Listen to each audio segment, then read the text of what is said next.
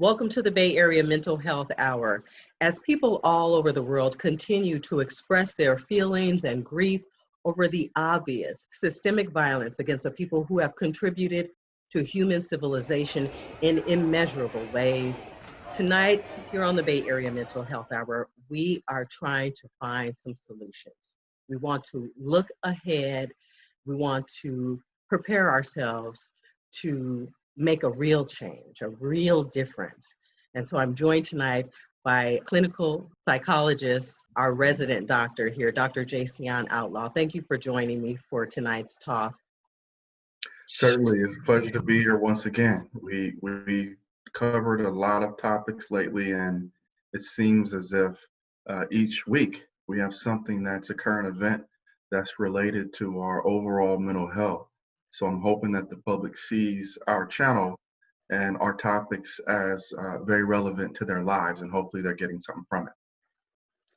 Yes, we really do hope you guys out there are getting something from these talks. That's why we're here. We're here to try and come up with some real solutions. We have a lot of problems and we can't tackle them all, but let's just promise to make an effort to start one step at a time, to take one step at a time from this day forward. We don't want to forget what has happened in the past over hundreds of years to Black people. We cannot ignore that. But at some point in our lives and in our evolution as a people, as an American people, we have to make a decision individually that we are now going to contribute to change and making a difference. And so hopefully, the Bay Area Mental Health Hour is a source of information and guidance to help you with taking those steps, okay? So, doctor, with everything that's going on, I've been thinking about, just the emotions that people are experiencing and what some of those emotional reactions have been to the killing of George Floyd and other killings by getting out into the streets and, rioting, protesting, and all of that. But let me ask you what you think the most common emotional reactions have been to the recent events in particular. Sure. The emotional reaction to what's been going on lately in our country does mimic the emotional reactions that we tend to experience as human beings in result of any crisis. So you certainly are going to see a lot of anger, frustration. You're going to see a good amount of confusion, depersonalization, people feeling very hurt, depression, anxiety. Some of those are going to be your most common emotional reactions to what's happening. Alternatively, you're also going to see some people experience some inspiration as well. Anytime there is a crisis and we understand what the issues are and we come up with a form of a solution, people also experience inspiration to actually do something about it.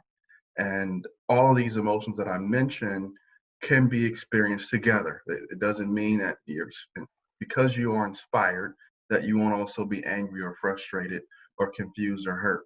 So I want to make that point very clear. And that inspiration certainly helps with the impact of those other emotions as well. So imagine that you are inspired to contact someone, an entity, or a department, and you feel as if you have some tools of change. You can imagine that your frustration or your anger can somewhat subside a bit. It's not going to go away, but it's going to subside a bit knowing that you feel as if you have some tools of change. So how do most people deal with their anger? A lot of people deal with anger in terms of them avoiding it.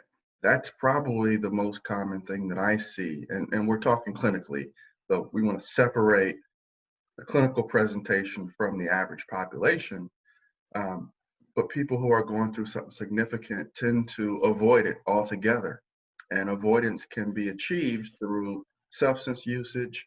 It can be achieved even as simple as just cognitively deciding to not think about a certain situation and how that thing may have affected you. Another related way in which people deal with it is to compartmentalize it. So it's to kind of stick it away and put it away for later on. And Mhm. sometimes by doing that, it achieves a temporary emotional relief. But when we compartmentalize, it tends to manifest itself in other ways, and it will seep into your life, whether it's present or the future as well. So both of these ways are not going to be helpful versions of dealing with it, but they do tend to be common. And let me also say this, a lot of people do have the emotional resiliency to go through a crisis of some sort. I'm not suggesting that this crisis is something that we will all get over, but most people have the ability to process and to move beyond it in a place where it doesn't cause any significant stress, if that makes any sense. So, looking at the news coverage, uh, I am asking myself a lot of questions, like, trying to understand what are people feeling. It's obvious frustration, anger, sadness. But with the anger in particular, I'm seeing people express it in ways that I have to question myself. Is it okay to justify breaking the law? Is it okay, or is it justified to, go and loot a Target or a Walgreens and steal TVs? Are those expressions of frustration and anger kind of displaced? It's very hard for us to place value on the way that people express their anger, in particular when you're talking about uh, many, many hundreds of years of oppression, unequal treatment, and some form of just go ahead and get over it. At some point in time, people feel backed into a corner and they feel as if, well, I need to emote and behave in ways in which someone will listen to me. And so, whether it's a looting behavior or whether it's even just a self inflicted pain, it's very hard for us Hmm. to determine that it's wrong for you to do X or Y. Now, there is law, lawfulness in this country. So we can say something is wrong based on it being illegal or against the law, and that certainly can hold itself true. But once again, for me to tell anyone, you should not do this, if that is something that's going to assist them in their process of dealing with this huge amount of pain, who am I to say that, right? But I think the other part of what you were really getting at is the concept of displacement of anger, and so that is a common element when we feel so backed into a corner that the solutions feel intangible. Many people will displace their anger, and displacement of anger is pretty much just when we shift our anger onto a less threatening individual, right? And so, for example, if you have a very meek spouse or significant other, and that person is kind of not going to fight back, sometimes it can feel good, or it can, maybe I want to rephrase that. Not that it feels good, it feels resolving to be able to share your anger and put the anger on this person in some form of a win. It also holds true that we displace our anger sometimes onto our children, right? So we have Mhm. authority over our children at times, or not at times. For the most part, we have authority over our children. And so if you are really pissed off about a situation that's going on in your life, when you come home and you notice that there's food on the table, or you've asked this young person to take out the trash countless times and they have not done that. Now it's an opportunity for you to rage against this young person.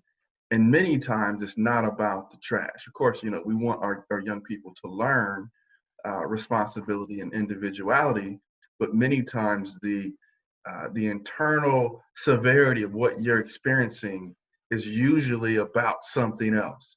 So for you to engage in corporal punishment with your child, for example, Mhm. many times is an expression of anger that has little or nothing to do with that young person as well. So displacement of anger is a very common issue.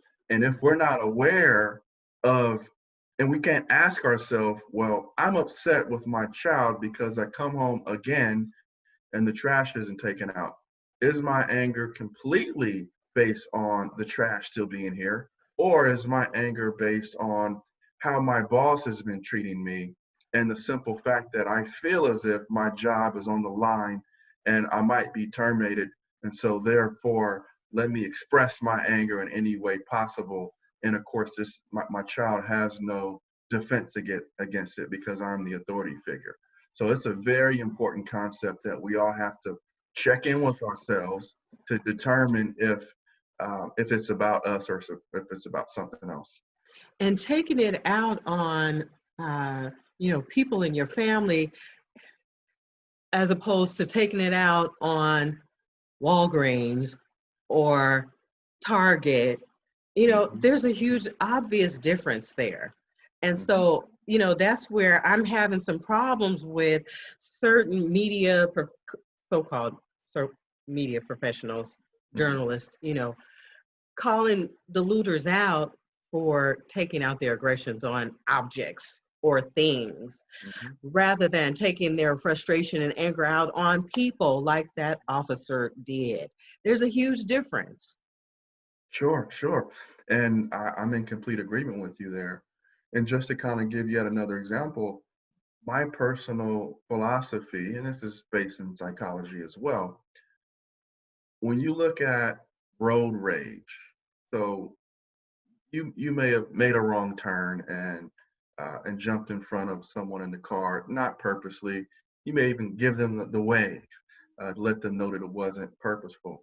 But this person is following you, and this person is trying to track you down so that they can tell you exactly what a piece of crap you are in their own personal way. 9 times out of 10, this is not about you. Their life is so affected and so not positive that you were just in the right place at the right time for them to displace this anger onto you now. So whether they want to flip you off or actually pick a fight or pull a gun on you or what have you, I can guarantee you that that person did not come into that situation content and happy beforehand. You just so happen to be there, and now you are going to be the receiver of all their pain and agony. So that's just yet another way in which displacement of anger actually comes to fruition. So that brings me to the idea of seeing white kids or white people in the streets looting themselves because guess what? I'm thinking they have some displaced anger. And Sure. it is for not us to deal with that as Black people. Why do we Sure. have to take on the weight of the world's issues? Those days are over. It's time for a change for all people because there are people upset that don't look like us. We're not the only ones dealing with issues in our lives, displaced Hmm. anger. Hmm. Okay. Hmm. Only we've had a longer amount of time as Black people to deal with our issues. And So, I think that's where a lot of our resilience comes in. And it's not that, we are willing to take the pain and the pressure. No, it's just that we've dealt with it for so long. I think that we process it in a different way. Or is that true? yeah, and to your point, it comes to a boiling point when we as a people, or another group of people for that matter, have just kind of had enough.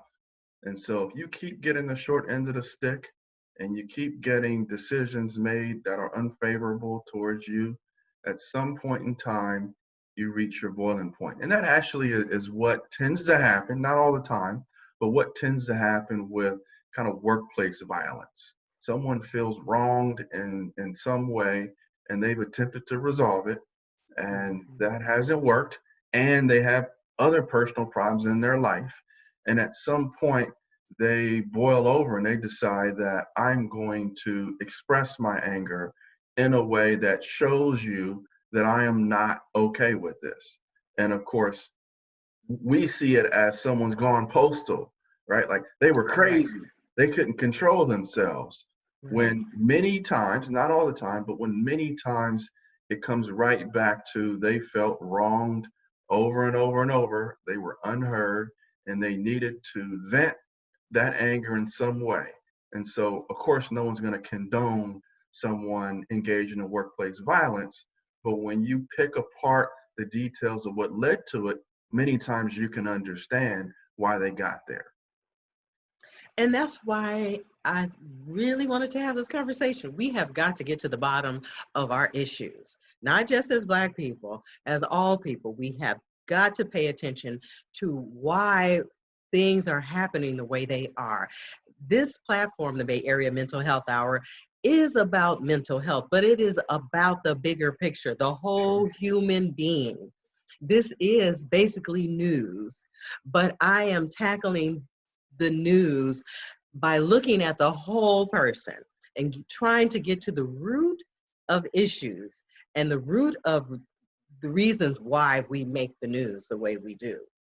So I want to also ask you, Doctor, about uh, Black people in particular.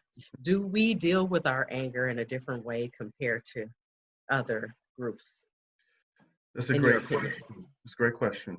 Well, it has less to do with race and ethnicity than it does with feeling as if you are not in power, right? So if you take a group of people, whether they're African American, whether they're Asian, whether they are low SES or anyone, and when you feel as if you do not have power for change, and you add in the unfortunate situation where your current situation is unfavorable, you have no hope, you have no skills and no resources, or at least perceptually speaking, at some point in time, you got to do something different. And if you look at the suicide rates, and you look at different ways in which we emote that doesn't really resonate with people, um, it tends to be with people who are not of power. And so the self-inflicted pain or suicide can look very differently. It can look like direct suicide, and oh my God, it's so terrible. Why would someone choose to take their own life? Once again, it tends to be hopeless. It tends to be someone who doesn't feel empowered, and it tends to be, I don't see any way out of this. But that same behavior can also look like a community in which self-infliction can result in the killing of each other, right? So when Mm-hmm. we see each other on the street, we may look at someone who looks like us and see ourselves, and Mm-hmm. we may engage in violence against that person, and it has very little to do with that person. It has to Right. do with us. But given that this is a quote unquote easy target, or someone who I can exhibit frustration against, um, it results in the same basic end result anyway. Someone has been attacked, beaten, or even killed, and of course, it's very easy to look at quote unquote black on black crime. Certainly, the same thing happens in the white community and of other races. And as we Right. know, that the rates of black on black crime, white on white crime, and so forth is higher because of this concept that I'm talking about. People at times don't decide to engage in personal self-infliction, but they find it easier to engage in that same harm against others who look like them. And you can take a history of a people and you can really see the fact that this group of people has been struggling for quite some time. And no wonder it is that the violence rate is so high in this community. No wonder it is that the murder rate is so high in this community. No wonder it is that that you find people who are breaking into things and stealing things, and just the criminalization period is so high. That tends to be a form of self-inflicted anger and displaced anger in itself.